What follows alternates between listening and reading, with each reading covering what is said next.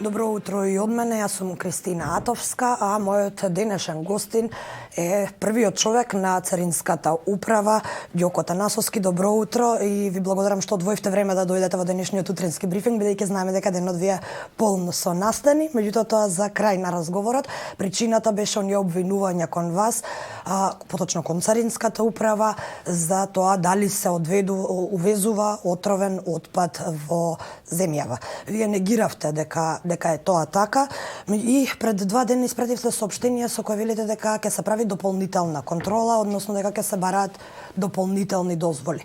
До сега не ги баравте тие дозволи, што значи оваа дополнителна контрола? Добро утро пред се.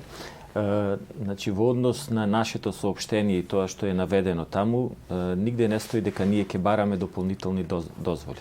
За да го запознаете системот на увоз, не само на отпад, на било која стока во Република Северна Македонија, тоа е опфатено со нашиот систем тарим, односно интегрираната тарифна околина, во која се наведени за секој тарифен број, односно секоја стока која е опфатена во тој тарифен број, е дефинирано кој вид на трговска мерка е предвидено, вклучително и за отпадот. Во сите тарифни броеви кои го фаќаат отпадот, бидејќи знаеме дека има најразличен вид на отпад, е дефинирано која институција, од која институција каква дозвола треба да се обезбеди и уште поважно, тука на сила се законите кои се во надлежност на другите министерства и институции. Конкретно за отпадот, тоа е надлежност на Министерството за животна средина и планирање, каде што најважен закон е законот за управување со отпадот и секако правилникот за увоз, извоз и транзит на отпад. Врз основа на овие два акти дефинирани се кои постапки треба да се направат и кои дозволи треба да се обезбедат. И што значи дополнителната контрола? Дополнителната контрола, бидејќи кај нас во Царинската управа, контролата на стоките се врши врз основа на анализа на ризик. Ние за одредени стоки за кои сметаме дека има поголема ризичност или било каква друга опасност која ето од момент на момент се појавува, ние го подигуваме, ајде да речам, алертот и ги вклучуваме да одат на контрола на црвен канал или на секој друг вид на контрола, например, за кога имаме надлежност на инспекторатите, ние предвидуваме при секој увезен камион да биде известен надлежниот инспекторат за да одлучи дали ќе изврши дополнителна контрола на самата граница или во голем број од случаи, бидејќи е позгодно, да се изврши на самото место на растовар. Значи, тоа е еден концепт, еден сложен концепт кој што функционира во Царинската управа и од клучна важност е соработката помеѓу нас и надлежните институции, односно инспекторати. Значи, дополнителната контрола во случајов значи ангажирање и на други институции. Да, секако. Дали можеме да им визуализираме малку на нашите гледачи и слушатели во однос на тоа што прават царинските службеници кога ќе пристигне пратка со отпад во државава? Тие добиваат вака еден лист, декларација и целата потребна документација, меѓутоа ги отвараат ли контењерите, дали прават увид во тоа, дали напишаното е во склад со она што се наоѓа во контењерите? И уште едно битно прашање, дали постојат некакви инструменти со кои што се мери дали е тој отпад отровен или опасен за здравјето? Значи, оно што е клучно за цариникот кога ќе дојде е нормално царинската декларација, трговската фактура и секако товарниот лист. Врз основа на тоа, царинскиот орган, не само службеникот, него и царинскиот орган, затоа реков дека ние работиме врз анализа на ризик, во системот се одлучува дали ќе оди на зелен канал, на жолт канал, што значи документарен преглед, или ќе оди на црвен канал, што значи детален преглед. За одреден вид на стоки, како што е отпадот, не е погодно да се врши детален преглед на самата гранична линија. Меѓутоа, царинските службеници ги отвараат контейнерите, за да, колку што е можно да видат за што се работи и да извршат онај, ајде да речем, органолептички преглед на стоката. Доколку има потреба и се увиди дека има нешто што не соодействува со документацијата, секако контейнерот може да биде проследен и префрлен на црвен канал, каде што ќе се изврши детален преглед. Имајќи во предвид дека бројот на пратки, камиони, ајде да речем, кои доаѓаат контейнерски или било како за одредени преработувачи на тој отпад во нашата држава, најчесто се известуваат надлежните институции и, како што видовте и во претходниот период, имаше да се изврши инспекција на лице место, да се дали тоа што е во контейнерот соодействува на тоа што е пријавено. Колку од овие пратки, на колку од нив се врши оваа детална контрола? И колку од нив поминуваат само врз основа на декларацијата? Ова го прашувам бидејќи во последно време излегоа бројки кои фрапантни бројки, можам да кажам, за тоа колку милиони тони отпад е увезено во земјава. Значи, видите, милионите на тони на отпад и сето тоа е затоа што голем дел од отпадот во нашата држава и се преработува, одредени компании го увезуваат, го преработуваат и истиот во преработена форма се извезува. Контролата процентуално не би можел сега да ви кажам, затоа што не е возможно толкав број на пратки да вие да ги контролирате, нити е по било кој конвенции предвидено да 100% се врши контрола на све што влегува низ во граничното подрачје на Република Северна Македонија. Она што е важно е дали се работи за опасен или неопасен отпад. Ние како Царинска управа, например, на самата граница имаме и проверка на радиоактивноста, дали е радиоактивен, не е радиоактивен отпадот. И сето тоа, кои постапки ги применуваме, зависи од за кој вид на отпад ние зборуваме и за што се користи тој отпад. И пак ќе речам, клучното е да ние соработката со сите други институции, бидејќи вие сега зборувате за отпад, меѓутоа ние знаеме дека на самата гранична линија има и други агенции кои имаат надзор над пазарот во сосем други делови, да речам, на стоки, кои исто така се ризични по здравјето на луѓето и по општеството, и сета таа соработка оди координирано и контролите за одреден дел таму каде што е предвидено да се вршат на самата граница, се вршат на самата граница, таму каде што е предвидено да се вршат во внатрешноста, се вршат во внатрешноста. Радиоактивноста, каде проверките за радиоактивност? На граничните премини. Од вашата управа излезе податокот дека лани биле увезени над 2 тони отпад, но колегите од Радио Слободна Европа... 2000, мислам дека е. 2000 тони отпад, извинете, но колегите од Радио Слободна Европа добиле податоци дека од 2012 до 2014 над 8 милиони отпад влегле во земјата. Вие споменавте дека има различен вид на отпад, сето тоа спаѓа во овие бројки, но можете ли да ни објасните како изгледа да се внесат толку тони отпад во државата, како влегуваат возови, континери со камиони, како изгледа на најразличен начин. Значи тоа е како прво тоа е долг период во кој што континуирано, како што рекав, одредени компании користеа во минатото, ето вие споменавте период 2012 и 2014, сигурно, јас тогаш не бев во Царинската управа, меѓутоа сигурно во тој период голем дел на капацитетите и користат, например, гориво, отпад за гориво и во други контексти го преработуваат и сето тоа железнички оди.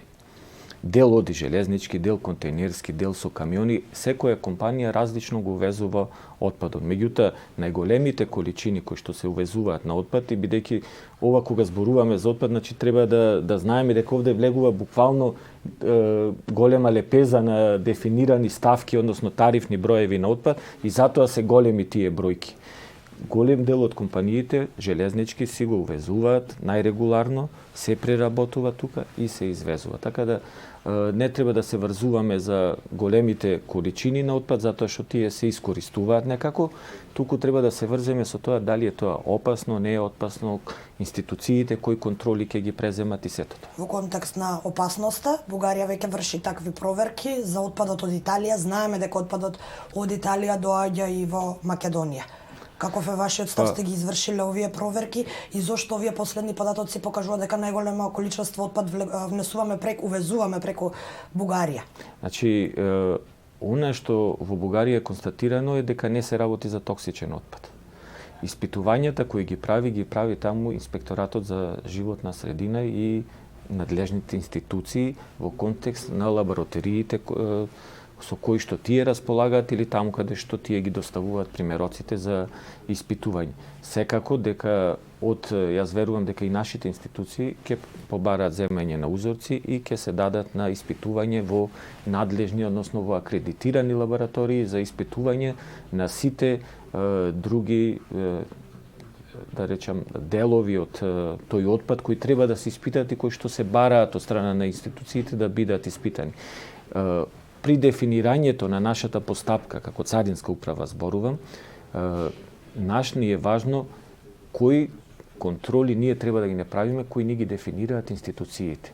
И многу често ние од тие институции добиваме и обука, ги обучуваме царинските службеници што да гледаат, како да гледаат и како да постапуваат за соодветната стока, вклучувајќи го и отпадот. И во тој контекст викам дека доколку надлежната институција побара земање на примерок и сето тоа, не е спорно дека ќе биде земен примерот, дека ќе биде пуштен на понатамошно испитување. Ние како Царинска управа во моментов разгледуваме да видиме кои лаборатории конкретно во склоп на Светската царинска организација за што се акредитирани и дали може да помогнат во тој контекст за испитување на одредени честички. Меѓутоа треба да знаеме дека дефинирањето на што е дозволено за увоз, а што не, се го има во правилник. Например, за горивата е во правилник за квалитет на горивата и Царинската управа испитува тоа што е таму дефинирано, а не што ние мислиме или дали Бугарија друго испитува или така. Во ова студија минатата недела гостува зелени активисти, поточно граѓански активисти кои се занимаваат со зелени политики и еве ќе ги цитирам, велат: царината е корумпирана, секаков отпад може да влезе во земјава. За отпадот го објаснивме, но колку случаи имате вие покренато за корупција на царински службеници? Јас се слушав вашата емисија и пред се генерално не можам да се согласам со тој став дека царината е корумпирана. Вашата гостинка рече дека не може да се рече дека не е корумпирана царината. Јас тука ќе морам да кажам дека поединечната корупција не ја фрла дамката врз целата царинска управа. Во тој поглед, ние како царинска управа ги преземаме сите можни превентивни мерки да ја спречиме корупцијата. На тој план ние имаме и посебен сектор за професионална одговорност, кој врз основа на представки, дојави и сето она што значи, например, јавување преку нашата отворена линија 197, преку онлайн пријавувања. Колку случаи имате во изминатите години покренато за корупција на службеници? Ние континуирано вршиме испитување, да речем, за корупција, дали има докази и нема докази. Она што е клучно при една постапка да заврши за корупција, се доказите, да бидеме отворени. Бидејќи секој оној што зема треба некој да даде. Таа медала има две страни. И ние како Царинска управа, бидејќи ни е важно мислењето и на јавноста и на бизнес заедницата, вршиме истражувања за перцепцијата на корупцијата и можноста за коруптивни процеси во самата Царинска управа. И она што ме фрапираше во тие истражувања е дека дури 21% од учесниците во царинската постапка им одговара да има корупција. Значи, во суштина имаме одредени учесници во таа постапка кои сакаат да вршат корупција. Ние како Царинска управа, борбата најголема која водиме во претходната година е со дигитализирање на самите процеси на Царинската управа, односно избегнување на директниот контакт помеѓу царинскиот службеник и учесниците во царинската постапка. Како е можно Македонија да има најмал број на пријавени случаи за царински службеници во однос на регионот? Косово приведе барем десетици такви. Не знам дали приведе Косово десетици, меѓутоа пак ќе речам, клучно е да во сета таа постапка на констатирање дали е некој корумпиран или не, се доказите. И ние имавме двајца цариници кои минатата година на Табановце беа приведени врз основа и во тоа беше вклучена Царинската управа. Значи секаде каде што има основ и каде што ние сакам да ги охрабрам сите на кои што им е побарано слободно да се обратат до нас. Ние ќе постапиме согласно секоја постапка, меѓутоа треба да знаете дека например таму беше извршено сообележење на пари со сето тоа сучество на МВР. Тие се доказите кои се релевантни и кои нас ни овозможуваат да постапиме до крај како што треба во тој процес на корупција. Ова е голема тема, но за жал нема да имаме толку време, бидејќи имам уште две кратки прашања кои ги должиме на јавноста. Господинот Пивоваров во ова студио говореше за тоа дека камерите не функционираат или дека се исклучуваат по потреба. Вистина ли ова, правите ли вие такви проверки?